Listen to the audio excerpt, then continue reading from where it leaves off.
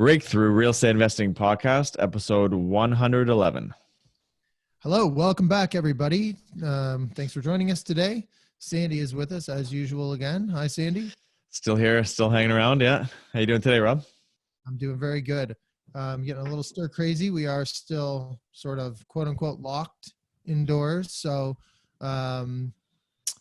not enjoying that a whole heck of a lot, but just making the best use of the time that I can with what we've got here. A lot of spare time and doing a lot of work around here, which probably would have taken, probably would be done by now because I would have had somebody else do it. But That's what I was thinking too. I've been doing a lot of stuff at home and I've been like, wow, this is really productive. Although maybe it's not. Maybe could have got other people to do it a heck of a lot faster and maybe better.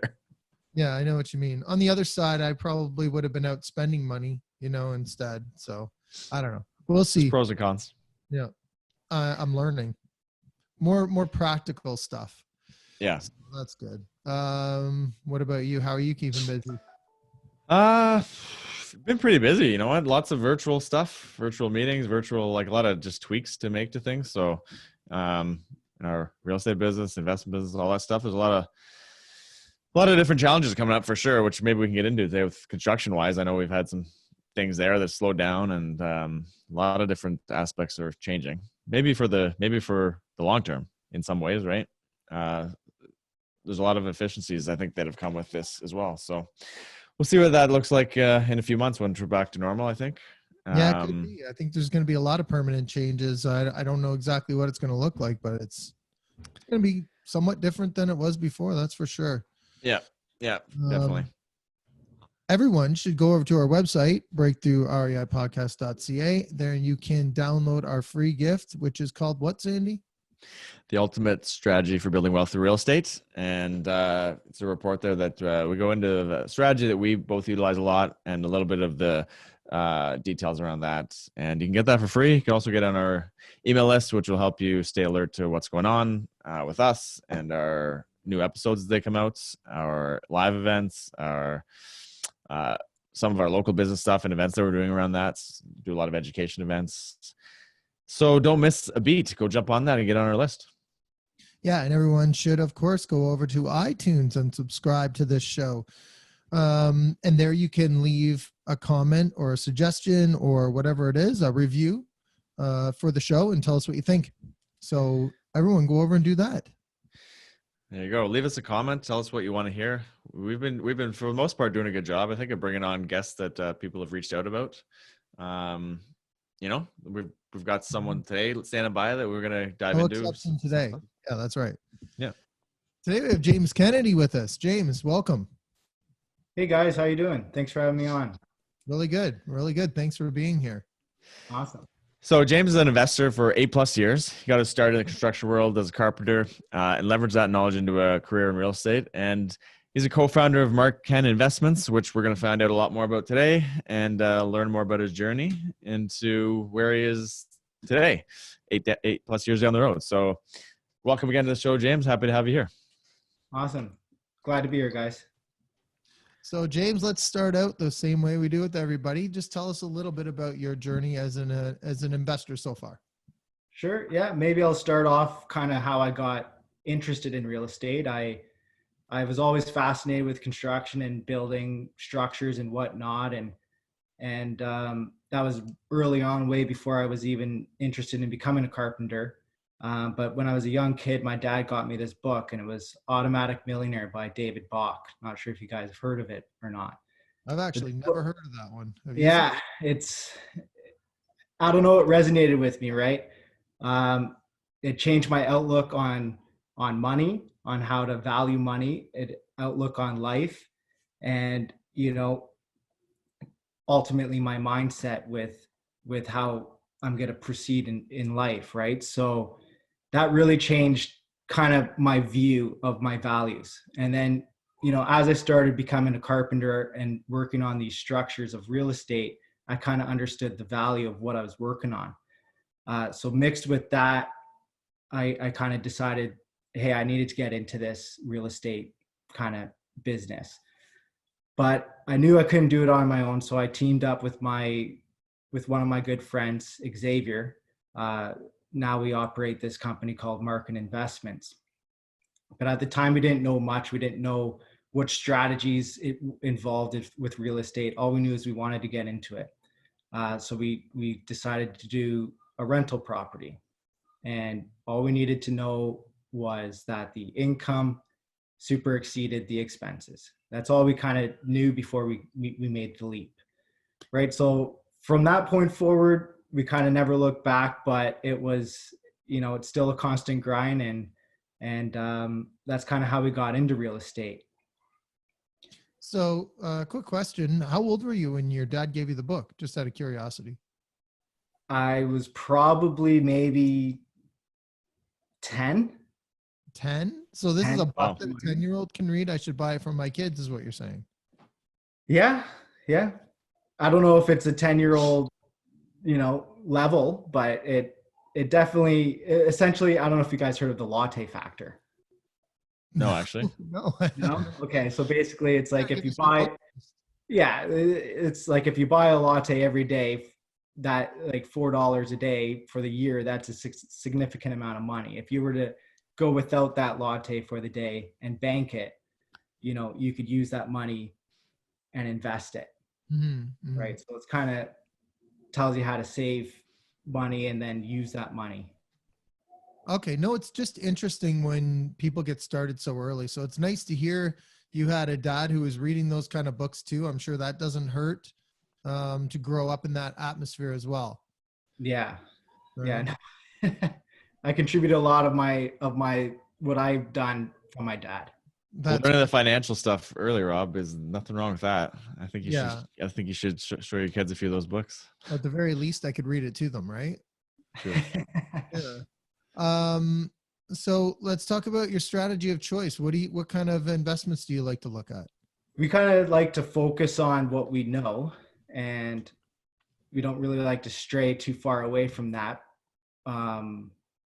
We would like to, but we just need to get educated on those other types of strategies. So the strategy that we like to just focus on, because we kind of know the ins and outs of it, is the legal 2-unit property. So we buy a single family home and we'll convert it to a legal 2-unit property.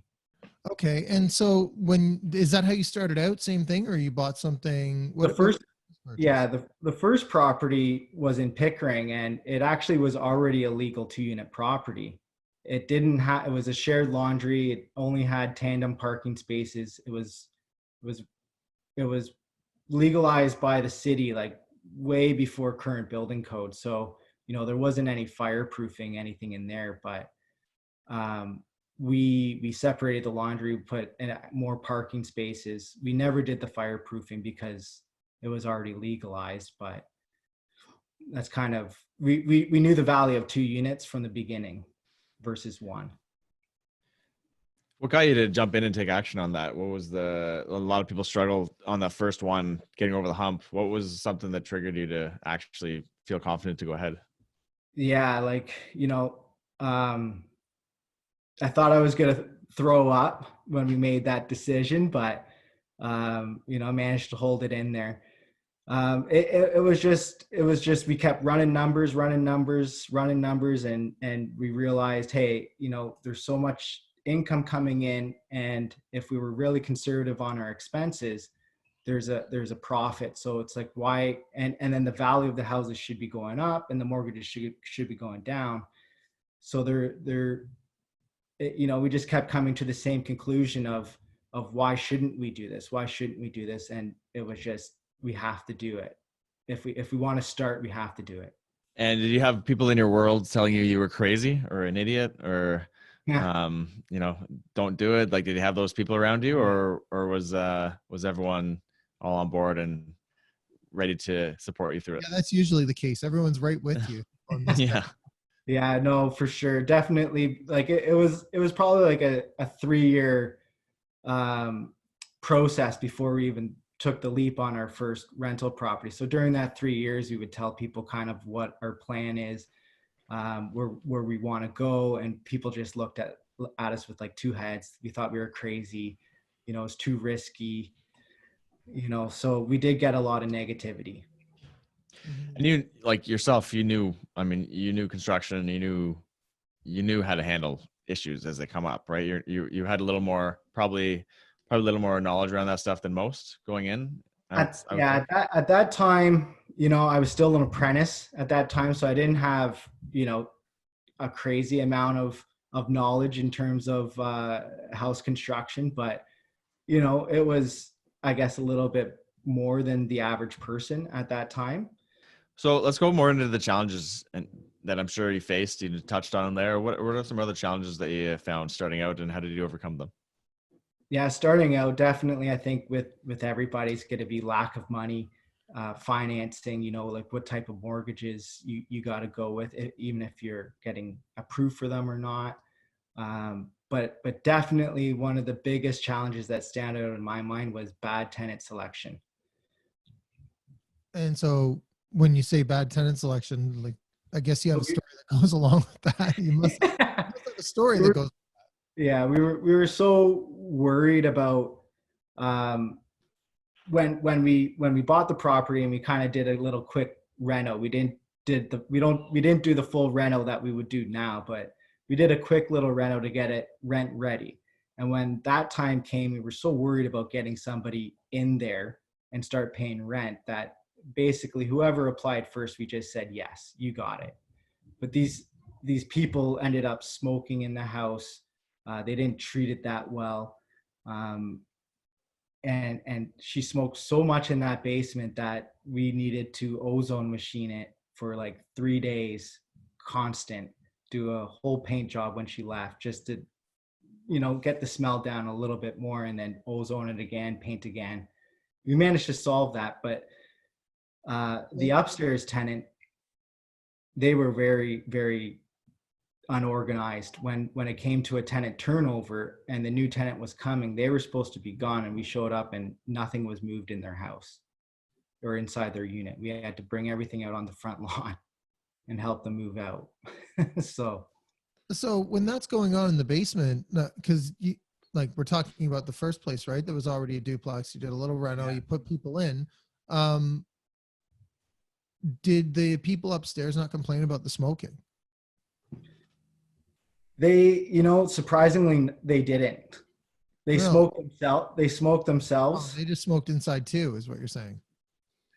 He was a porch smoker. He liked to smoke on the porch, right? But I don't think they never brought those concerns up to us at the time.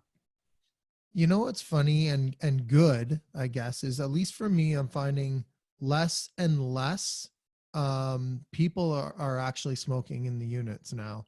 I don't know Yeah. if that's the case for everybody, if they're finding that too, but I just find that I don't know, maybe we're in a generation now that are looking for apartments that for the most part aren't smoking anymore. I don't know what it is, but They're vaping. It's all vaping. there you go. Yeah. That doesn't Could be. smell as bad.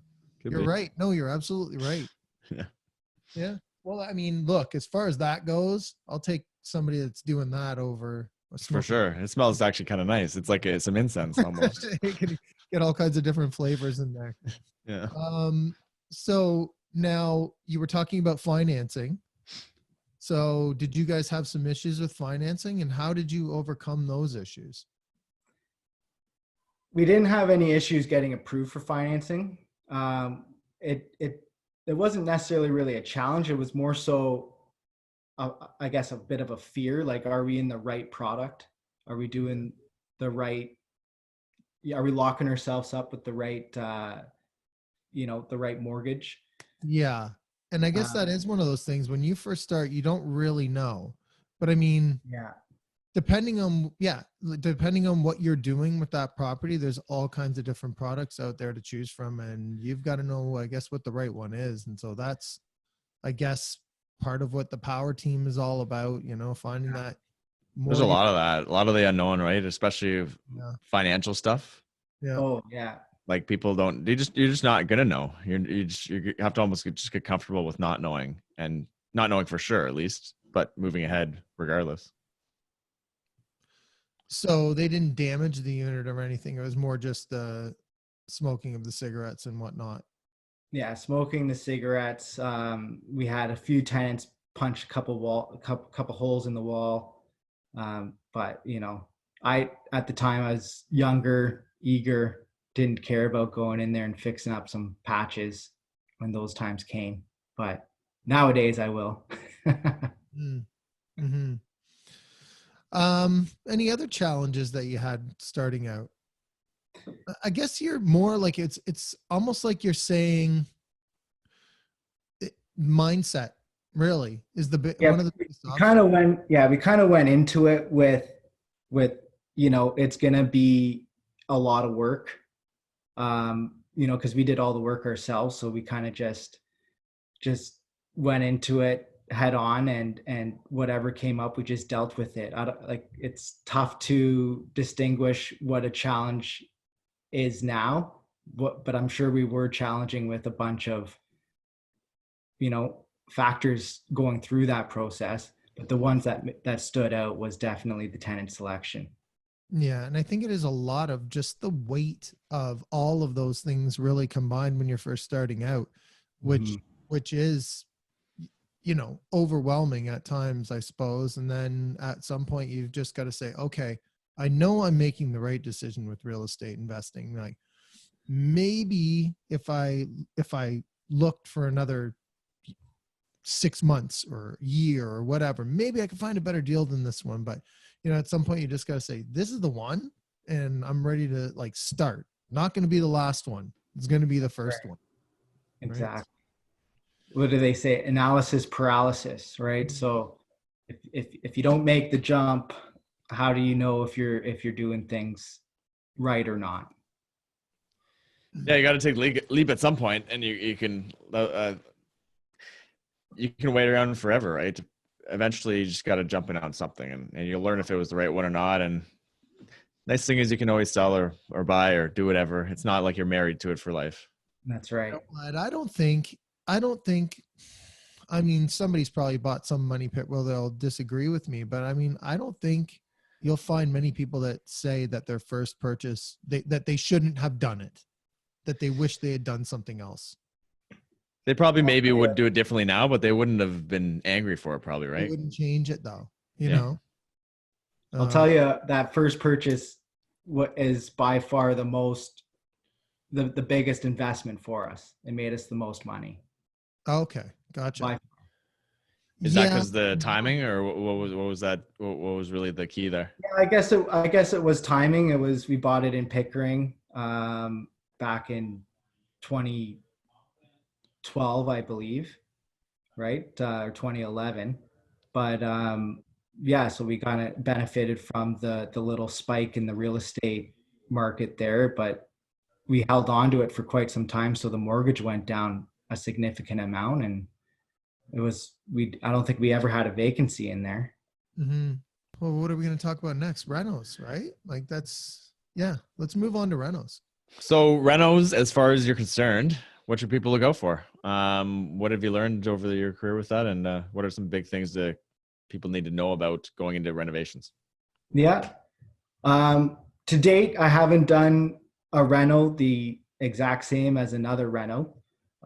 So, each reno is different, but I guess it depends on what type of strategy you're trying to achieve. So if you're trying to do a 2-unit property, you're gonna want to look out for things. Do you have like a sufficient um, electrical panel? You're gonna need 200 amp electrical panel. You're gonna need proper egress, for windows, and for a second entrance, you might need to possibly put in a second entrance there. You're gonna need your proper head height under ducts and beams. You're gonna need to know, if you are going to separate the laundry, where are you going to throw that laundry?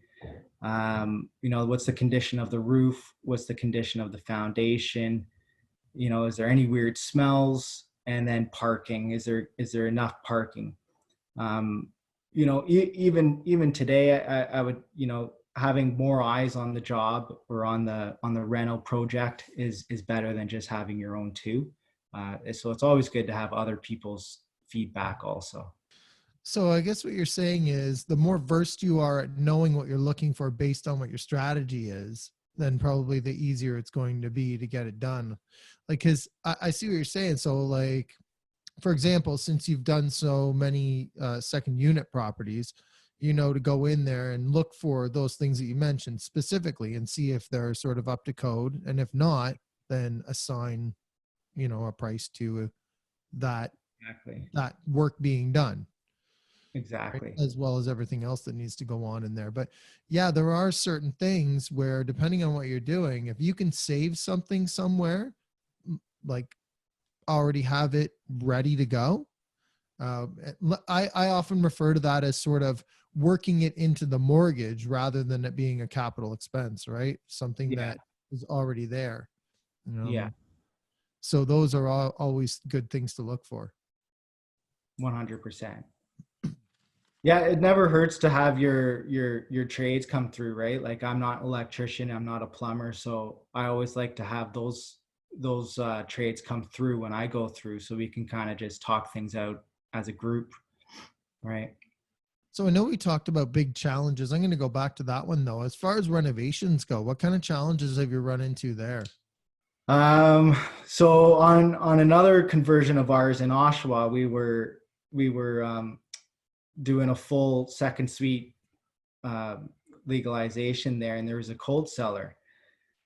So one day I was just working, in the lower unit, and I could hear just like a whole bunch of water just kind of trickling. And I went into the cold cellar. It was pouring outside, and it literally was like, I don't know if it's kind of like from Vegas Vacation when they're walking through the dam and there's water coming through, and he's trying to plug it with the bubble gum. So literally water was just spewing through the wall. And so that was definitely not budgeted in our budget. So we had to do, a pretty big waterproofing job on the outside there. Furnaces breaking down during the winter. That kind of sucks during a renovation as well. Well, let's talk about the waterproofing then, because I went through something very, very similar to that in, I think it was the first place that I ever did a basement suite in, but that can seem like the end of the world to somebody who, has made up this budget. They've got it, everything all laid out, and now here's this unforeseen cost. So did that just destroy your project, or what happened with that? It definitely, it was definitely a curveball. Did it destroy the project? No, it just ate into the profits a little bit more than you would like. But the idea here is you're holding on to these properties, right? So you're going to be able to ride that cost out in the long run. And in the end, you are adding value to the house and protecting it by doing what has to get done, Mm-hmm. right? Like on another project of ours, we literally just finished everything, the whole renovation, everything. And then when the tenant in the lower unit moved in, after a big rainfall, there was water in the basement. But during the whole renovation, when everything was exposed and there was even raining outside, everything like that, there was no water coming inside.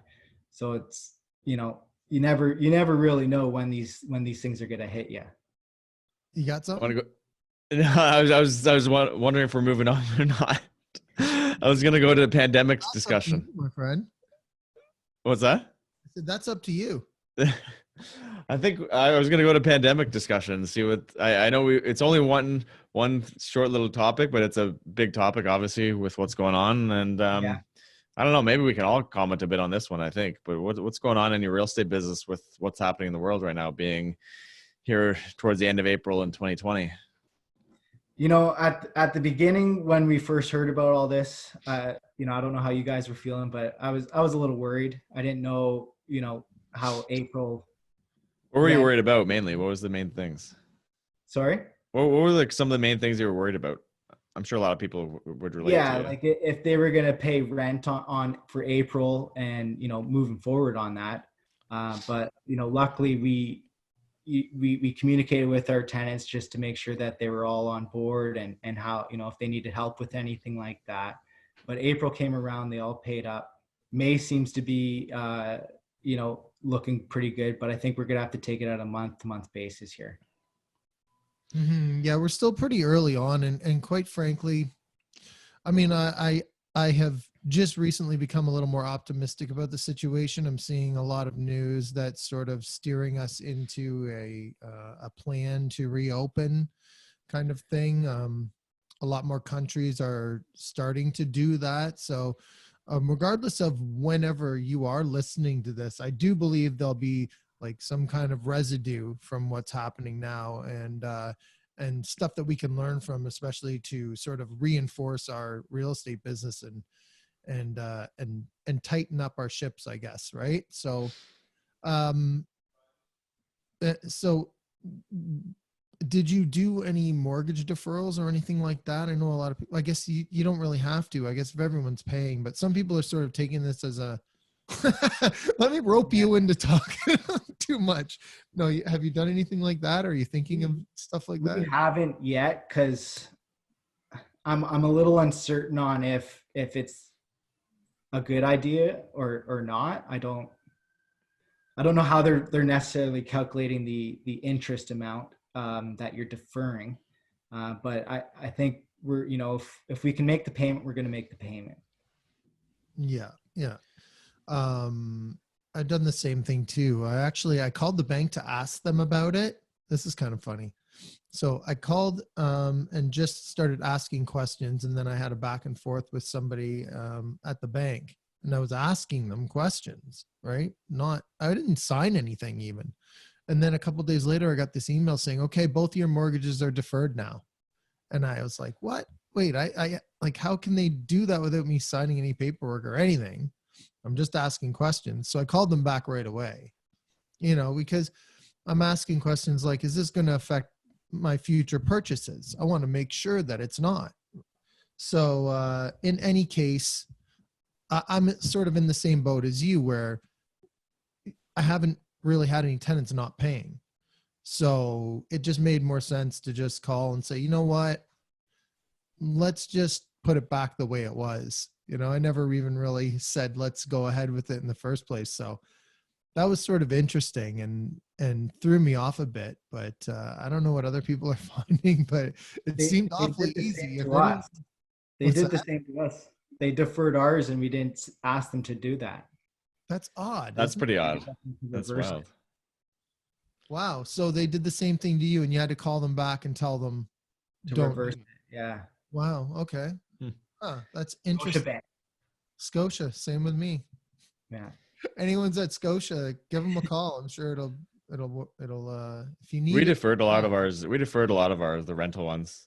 Oh, the ones that we had no plan, the ones that we had no plans of doing anything to the mortgage this year or in the next couple of years around. Like we didn't care if it extended. We did a bunch of them because it just, I don't know. Why not take the opportunity, build up a bit of cash flow? I'm not concerned about this month or next month. For us, it was, and I agree, it's kind of getting towards, we can kind of see the light maybe at the end of the tunnel a little bit here. The novelty seems to have worn off in general. But we were like, how long is this going to last? If this lasts 8 months, what does that look like? I don't know. I'd rather have tenants paying today and stockpile a bit of a float there just in case, Mm-hmm. And and not have to. what about like, how do you guys look at it as far as it affecting your ability for future purchases? On deferring, Yeah, because it's hard to say, right? Nobody knows exactly as for what the answers of what I've been told were, so it's hard to make decisions around that when they're hearing that. I think in my mind, I'm just thinking, look, if a bank's gonna look at that as a negative on people, there's a massively big list of people that are going to be affected by that. I just couldn't really fathom them looking down at that as a negative in opportunities and decisions to come with people, given the fact that I don't know the numbers offhand, but I know there's a large percentage of the population had been deferring, right? One of the main reasons for me is I've still got to sign this. I just got it yesterday. But approval for my most recent purchase, right? So the one thing to be cognizant of is the refinance. Like if you're going to refinance this year or you're going to do anything like that, this year on a mortgage, then I would definitely be taking some, I probably wouldn't be deferring in that case. Well, they even said to me, you know, make sure that, because I had to call them back and make sure that the payments all went through, and that there wasn't, like, I think there was 2 or 3 days there where the deferral was actually in effect. And I had to call them back to when we were looking at this new mortgage and just make sure that there was no missed payments in that time. So I do believe if you are going to be moving forward and trying to qualify for other properties anytime in the near future anyways, at least make sure you understand how that deferral is going to affect you in that kind of a circumstance. I know as far as the rental things go, we had a 10% uptick in non-payment of rent last month. Not just in our properties, across the management properties and stuff. So it was not that, and that was before the 15th, and it was down to like 2% increase as of the 15th of the month. So once people got a lot of those emergency payments, they seemed to catch up. So it wasn't a big hit, right? Really, at the end of the day, it was very marginal increase on from the tenant landlord's perspective, at least. For rent is completely different than deferral for a mortgage too, because you know, you've just got to take whatever payments that the tenant misses and make a plan to make it up over a certain amount of time. And I mean, you're not going to do it over 2 years or anything like that. So let's say it's over a year and they've missed 3 payments. Like, that is going to be awfully stressful when they're able to start making the payments again. So I think most people are realizing it's in their best interest to just, if they can pull it together, to make sure that they do. I think one of the biggest things out of this on that front was just hammering home the importance of communication with, whether it's you or the property manager or whoever is doing that role in your on your team. It's just communication, over communication in most parts with tenants, right? And just being aware of what's going on a little bit in their world and helping when you can, you know, laying down the law when you can or when you need to, and just having communication, right? Just not treating them like, you know, just a thing that's doing nothing for you, that's just in your unit. Like, treat them like a human and come to some resolutions. Here. Yeah, I like that. And I mean, even the ones, I did find that the tenants that didn't pay weren't like, hey, you know, the government's told us not to pay you, so that's why I'm not doing it. It's like, I think I got partial payments from everybody who didn't, like, I didn't have any just complete 0 payments. I had I think 2 half payments. And it was always like, you know what, we're really sorry, we're going through a hard time, we're gonna have to figure this out, but here's what we can do right now. And since then, one of them's like paid the rest. So it has been, I think, challenging for everybody, but people are doing the best they can. And I think most people have a good attitude and are generally trying to be good and not sort of mess themselves up for the future, because the same as what I was talking about with this mortgage, you know, that kind of thing can sort of mess people up for purchasing a house down the road and all kinds of things. So it's different times anyways, but we are getting through them. James, what motivates you? What keeps you onto a more optimistic and exciting topic here, maybe? What motivates you and to keep going and power through pandemics and things like this to keep your real estate business growing? Yeah. Right now, currently, I would say my motivation is my wife and my 2 kids. That's what gets me up every day. That's what gets me moving and looking at the end game here. You know, I want to make sure I can provide for them and set something up for the future for them, right? And what inspires me is looking at other like-minded people achieving their goals, and just seeing them do it shows and proves that it's actually possible to do something. So where are you running into the people that are like-minded? So, you know, I go to a real estate investing club in Durham. You may have heard of it, Durham REI. You know, I joined that group around the same time, 2012, 2013. And, you know, I've learned so much stuff there. It's tremendous. Like, we've taken landlording courses, strategy courses, there's so much you can learn at a real estate investing club to propel your business forward. It's priceless, to be honest. And yeah, like, I mean, so speaking of that, I think we all met there, right? Sandy, me and you all met there right Yeah. around the same time. Yeah. That's where we all got our start. So, I mean, hey, we would definitely all agree with you on that. What was the year you said there? 2013? I'm just guessing. I'm throwing it out. 2013? Yeah. 2012, Okay. 2013, probably. Okay. Yeah. Cool. Yeah, I mean, I've taken all those courses too. And I think that the big thing is like, you will meet like-minded people there. And when you talked about the courses and things that you've taken through that, I think that's sort of, that's going to be special to that group. Cause I'm not sure. I mean, I guess if you join RAIN and stuff, you can definitely find some educational programs and things like that. But I think the majority of the real estate groups don't have that kind of an educational system as that one does. So I would say that's pretty important too. Look for something like that. Look for some extra education through these clubs. I think the biggest thing is all, the education is huge, and it's the network you build though really is probably even more important. I would argue just on, you know, outside of the course. Now that you're outside of it, you got the education, great, and you also need to lean on those people you meet here and there as part of your power team, which we always talk about, right? Yeah. What's going on for the future? Where's your business going for the next little while? What are you focusing on? Yeah, we're just going to continue to grind it out. We have our goals set in the future that we want to have enough properties or doors to generate enough cash flow that can cover, our needs.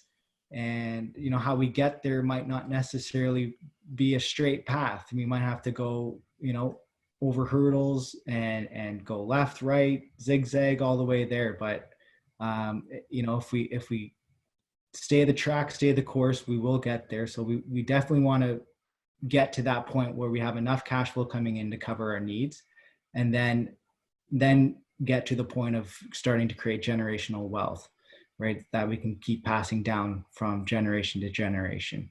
It's great. I think that starts with your first property. So I mean, you've already achieved it in some way. Yeah. All it takes is one.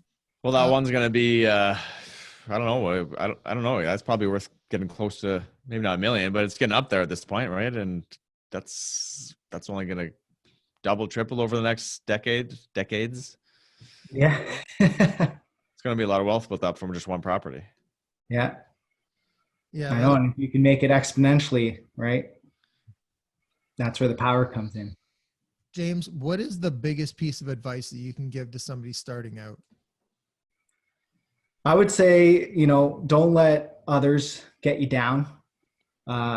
Get as educated as possible before you start, but ultimately you got to take that leap. You got to take action. You have to, you got to get into it. It's, how can you learn how to swim without trying to swim, right? You can't just read a book on swimming and then all of a sudden know how to swim, right? So I would say just start. Don't waste too much time. There's no better day than yesterday. Yeah, I like that analogy. It's like, you can read a book on karate, but it doesn't make you, it doesn't give you your black belt. That's a good point. I like it. I like it a lot. Now you guys work with partners, right? We haven't really mentioned that. We have currently, we kind of sold off some properties that we have with JV partners. But we have some JV partners that we are looking for. So if anyone's interested in doing some second suites with James, how would they get in touch with you? You can call me at 905-550-1115, or you can email me at james.kennedy@gmail.com. Great. And all that info will be in the show notes. James, thanks for sharing all this with us today. Appreciate the time for us. Thanks a lot, man, Brad. thanks. So Sandy, how can people get in touch with you? 289-389-6846 or sandy@mckayrealtynetwork.com. You can reach me at rob@mrbreakthrough.ca. So thanks everyone for listening again. And James, again, I just appreciate all the stuff you've shared. I mean, it is funny how common the nuggets are. Like the nuggets are always get your power team, get your mind straight, and get around people that you can learn from. So, I mean, these are things I think are going to be constant for everybody listening. And so, and take action, of course, the biggest one. So, you know, that's what I gained out of what you've told us today anyways. So I think everyone else should too. So, thanks again. Yeah. Thanks a lot, guys. Thanks for having me. Have a good day. You too. Next time.